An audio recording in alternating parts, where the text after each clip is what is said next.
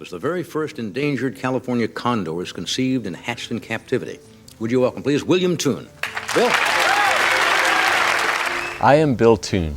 I've been a conservation biologist for more than 40 years. I chose to write this book, On the Wings of the Condor, to tell my story and how I got to this point in my philosophy.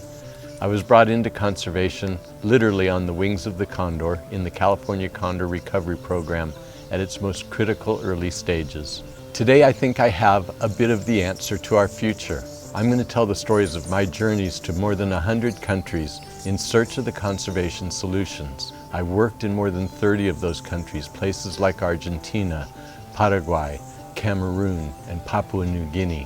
While living and working in Madagascar, I developed a very deep and emotional connection with a little boy named Emilian. When I left for the last time late in 1999, it was a tearful departure, and his mom and dad presented Emilian to me to take home, something I could not do. And it was only 5 months later that their small village was wiped out in an enormous cyclone. When I reached out to my conservation counterparts for funding to go back and help and look for people, every organization said no.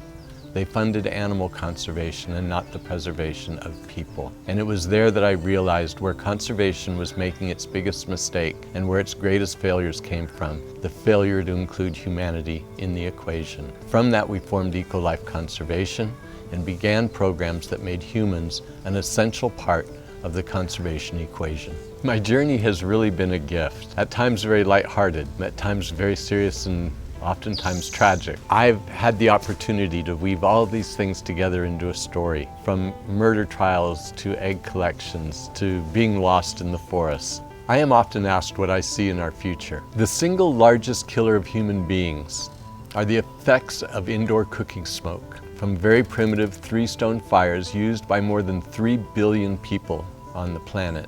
Those cooking fires are not only a source of air pollution and climate change, but the harvest of trees to fuel those fires is decimating habitats. Something as simple as a fuel-efficient stove can save human lives and our natural resources. I believe the lessons are easy. We all have to be thoughtful about what we do.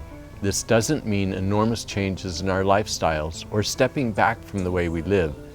It means doing it smarter. But truth be known, if we gave all the people in the world who needed a fuel-efficient stove a stove, it would be the equivalent of removing all of the automobiles in Europe and the United States from the road.